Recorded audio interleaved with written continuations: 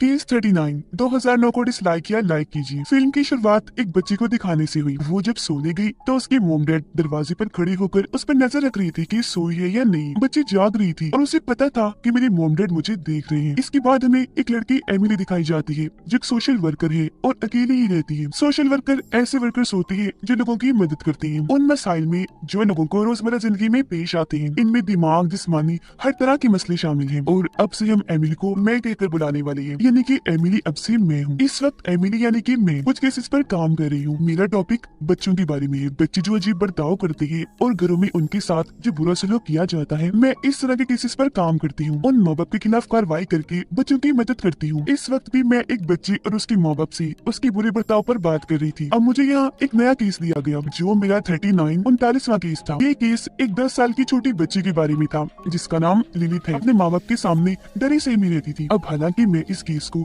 लेना तो नहीं चाहती थी, पर जब मैंने लिलित का मसलन उसकी मोम डैड से बात करने उसके घर चली गई, यहाँ मैंने बड़ी अजीब चीज नोटिस की कि उसके मोम डैड का बर्ताव थोड़ा अजीब है, जबकि लिलित तो डरी सहमी उनके साथ बैठी थी। इससे मैंने अंदाजा लगा लिया कि बच्ची के साथ अच्छा बर्ताव नहीं किया जाता। तो मैंने इस बारे में अपने हेड से बात की, लेकिन उसने मेरी बात को झुठला दिया क्योंकि अभी तक उनके पास लिलित की माँ बाप के खिलाफ कोई ऐसा सबूत नहीं आया जिससे ये बात साबित होती कि उसकी मोम डैड लिलित पर जुल्म करती है। इसके बाद मैं गई एक डिटेक्टिव पुलिस ऑफिसर के पास। इस बारे में जब मैंने उनसे बात की तो उनका भी यही कहना था कि हमारे पास अभी तक उनके खिलाफ कोई सबूत नहीं है, पर डिटेक्टिव ये कहती है कि अगर मेरे पास कोई सबूत हुआ तो मैं एक मिनट भी नहीं लगाऊंगा तुम्हारे इस केस में मदद करने के लिए। लेकिन फिर भी मैंने जैसी तैसी अपने हेड को मनाया लिलित और उसकी मोम डैड को ऑफिस बुलाने के लिए, जहाँ लिलित ने चुपके से मुझे कहा कि मेरी मोम डैड मेरे साथ अच्छा सलूक नहीं करती, वो मुझसे नफरत करती है, शायद मुझे मारना चाहते हैं। लेकिन जब वो हेड के सामने गई तो अपनी मोम डैड को देखकर वो इस बात से मुकर जाती है, जिस वजह से मुझे पक्का शक हो गया कि कुछ तो गलत है। पर मसला तो वही था, हमारे पास उसकी मोम डैड के खिलाफ अभी तक कोई सबूत नहीं था। खैर अगले दिन मैं स्कूल गई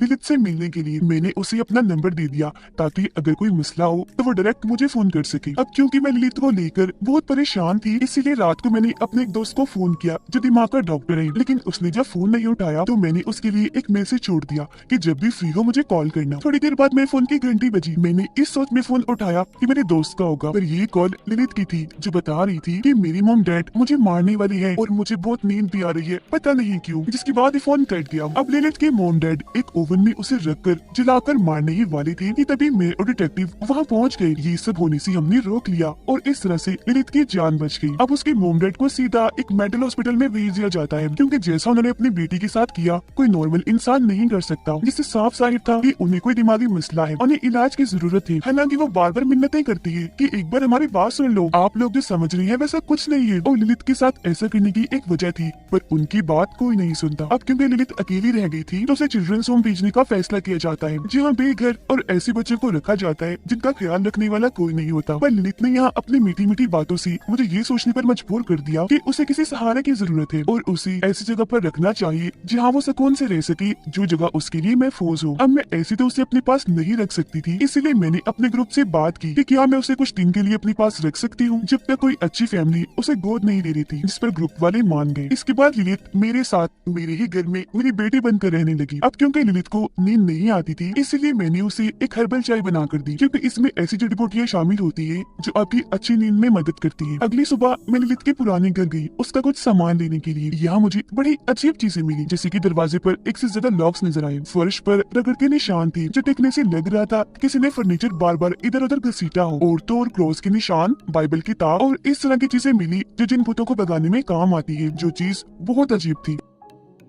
इस सबसे मुझे भी काफी हैरानी हुई, साथ ही मुझे लिलित पर भी शक हुआ, लेकिन फिर भी मैंने इस बात को नजरअंदाज कर दिया। अब लिलित को मेरे साथ रहते कुछ दिन ही हुए थे, पर जो लोग मुझसे जुड़े हुए थे, इन्हें जिनको मैं जानती थी, उन सब के साथ अजीबोगरीब हादसे होना शुरू हो गए थे। जैसे कि एक बच्चा जिसका केस लिलित से पहले ही मेरे पास आया था, वो बच्चा अचानक इतना अजीब हो गया कि उसने बड़ी बेरहमी से अपने माँ बाप को ही मार दिया जब वो सो रहे थे। और ये बच्चा वही था जिसके मोम डैड से शुरू में मैंने बात की थी। अब छानबीन करने के बाद डिटेक्टिव ने मुझे बताया कि इस हादसे से पहले उस बच्चे को तुम्हारे घर से ही कॉल गई थी, जिसके बाद ही बच्चे ने अपने मॉम डैड को मार दिया। इस बारे में हमने ललित से पूछा कि कहीं तुमने तो नहीं किया फोन, जिस पर वो साफ साफ मुंह कर गई। पर यह हम जानते थे कि ये काम उसका ही है। इस वजह से मैंने ललित की मीटिंग दिमाग के डॉक्टर यानी अपने दोस्त से करवाई। पर इस मीटिंग के दौरान हम बड़ा ही अजीब सीन देखते हैं। अचानक ही ललित का रवैया बदल गया। वो अजीब तरह से पूछने लगी, डॉक्टर आपका क्या डर है? मेरा डर कुछ नहीं सिवाय मेरे, यानी कि मैं खुद से ही डरती हूँ। अब शुरू से ही डॉक्टर यानी मेरी दोस्त को डरावनी चीजों से बहुत डर लगता था, तो उसकी ऐसे बर्ताव पर वो खौफजदा हो गया। बाद में उसने मुझे बताया कि मैंने आज तक किसी भी ऐसे बच्चे के साथ मीटिंग नहीं की जो इस तरह की अजीब बातें करता हो। हमारी बातों में ललित का बर्ताव इतना अजीब था कि मुझे तो ये लगा जैसे वो मुझे डरा रही हो, धमका रही हो। इसीलिए मैं कल अपने एक और साथी को लाऊंगा और ललित के केस पर गहराई से छानबीन करूंगा। अब इसी रात मेरी दोस्त के पास एक अनजान नंबर से फोन आया। कॉल उठाने पर आगे से अजीब तरह की आवाजें आ रही थी। साथ ही उसे ऐसा महसूस हो रहा था जैसे उसके पूरे जिस्म पर मक्खियां बैठी हूँ, जिससे वो काफी डर गया। उसका पाँव फिसल गया और सर जोर से कमोड से टकरा गया। उसकी गर्दन भी टूट गई और इस तरह से उसकी मौत हो जाती है। अब मुझे अंदाजा हो गया था कि ललित की मॉम डैड पागल नहीं है और अब तो मुझे भी उसके साथ रहना खटक रहा था, क्योंकि मुझे वो बुरी लगने लगी थी। वजह यही थी कि मुझे पता चल गया था कि ये सारी मौतें ललित की वजह से ही हो रही हैं। मैंने उसे मारना भी चाहा पर मैं नाकाम रही। तो इसी वजह से सारे मसले को सुलझाने के लिए मैं ललित की मॉम डैड से मिलने गई मेंटल हॉस्पिटल। जी हाँ, उन्होंने मुझे ऐसी बातें बताई जो सुनकर मेरी तो होश ही उड़ गई। उसकी डैड बताते हैं कि वो बेशक हमारी बेटी है, लेकिन एक डीमन,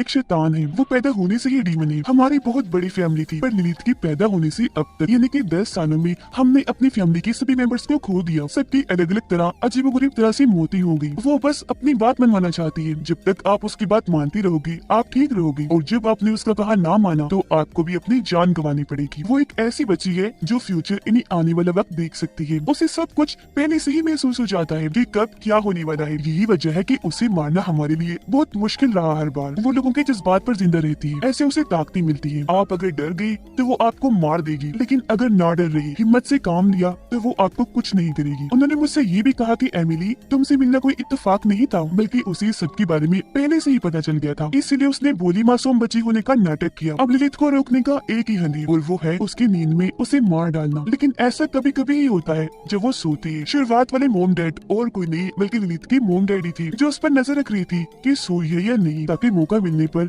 हम इस शैतान को खत्म कर दें। अब हमें एक दिन वो मौका मिल गया था जब भी हम ओवन में रखकर उसे जला रही थी, पर तुमने आकर हमें रोक दिया। आगे वो बताते हैं कि ललित को कहीं और भेजना भी खतरे से खाली नहीं है। वो वहाँ भी अपनी शैतानी ताकतों से लोगों को मारेगी। बेहतर हल यही है कि उसे मार दिया जाए। ये बातें सुनकर मैं इतनी डर गई कि मैंने अपने ग्रुप वालों से पूछा कि कोई नया घर मिला है या नहीं ललित के लिए, जो फैमिली उसे गोद ले ले। अब शुक्र है एक फैमिली मिल गई थी, पर मुझे इस बात का डर था कि ललित वहाँ जाकर सबके साथ गलत करेगी। लेकिन फिलहाल मैंने उसे अपनी जान छुड़वानी थी, तो घर आकर मैं नॉर्मल रही, उसे नजरअंदाज किया। पर जब मुझे उसे डर लगा तो मैंने कमरे में जाकर खुद को बंद कर लिया। लेकिन ललित के पास इतनी ताकत थी कि वो दरवाजा ही तोड़ने लगी। इसी के साथ मुझे एक भूत दिखाई देने लगा जो बेहद डरावना था। उसके चेहरे पर खून लगा हुआ था। वो मेरे पीछे पड़ गया, जिससे बचने के लिए मैं एक बस में चढ़ गई। तब ड्राइवर ने मुझे बताया कि आप किससे डर रही हैं? बाहर तो कोई भी नहीं है। अब किसी तरह बचती बचाती मैं अपनी गाड़ी में आकर बैठ गई। लेकिन ललित तो वहाँ पहले से ही मौजूद थी, जो कह रही थी कि डरो मत, मुझे सिर्फ प्यार चाहिए और जो मैं कहूँगी वो करना होगा।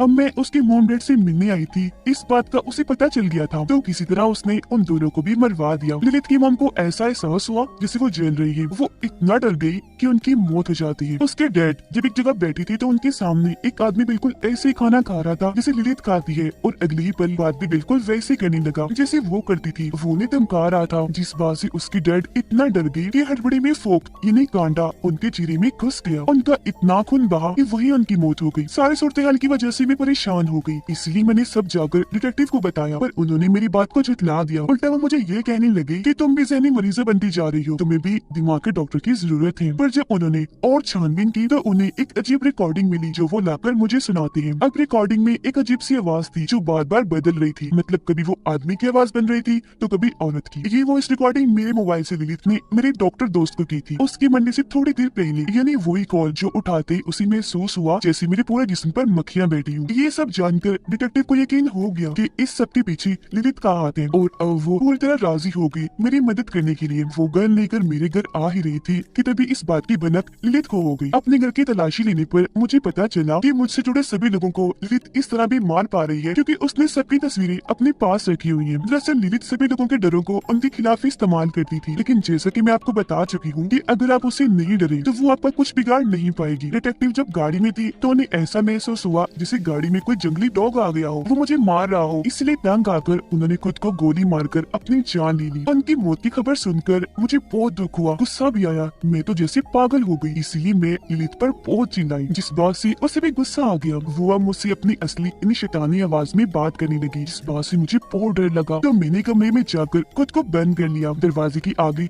बहुत सारा सामान लगा दिया। पर जाहिर है लिलित इतनी ताकतवर थी कि दरवाजा तोड़कर वो अंदर आ गई। उसने मुझे कोई नुकसान नहीं पहुंचाया, बल्कि वो मुझे इस बात पर राजी कर लेती है कि आइंदा की बात मैं आपके साथ इसी घर में रहूंगी, वो भी बड़ी आराम से, सुकून से। लेकिन क्योंकि उस शैतान का मैंने कैसे भी करके खात्मा करना था तो मैंने प्लान बनाया। मैंने हर्बल चाय में नींद की गोलियां मिलाकर उसे पिला दी ताकि वो सो सके, और जब वो सोई तो मैंने अपना काम कर दिया उसे मारने के लिए। मैंने पूरे ही घर को आग लगा दी, लेकिन हैरत वो यहाँ से भी बच गई, उसे कुछ नहीं हुआ। इस हादसे के बाद क्योंकि हमारा पूरा ही घर जल गया था, इसलिए पुलिस हमें कहती है कि तुम किसी और घर में चले जाओ रहने के लिए। अब क्योंकि लिलित मरी नहीं थी, इस बात से मुझे गुस्सा था, इसलिए मैंने उन सबसे अलग मोड़ ले लिया और मैं फुल स्पीड में गाड़ी चलाने लगी। मैं गाड़ी हल्की चलाऊं तो मुझे डराने के लिए लिलित मेरे ही बचपन की एक झलक दिखाने लगी। जहाँ एक दिन जब बारिश हो रही थी तो मैं अपनी मॉम के साथ थी। उस वक्त मेरी मॉम भी गाड़ी काफी तेज चला रही थी, जिससे उनका एक्सीडेंट हो गया और वो मारी गई। अब किसी तरह मैं इस डर से बाहर निकली और अपने डर पर मैंने काबू रखा। मैंने उसे कहा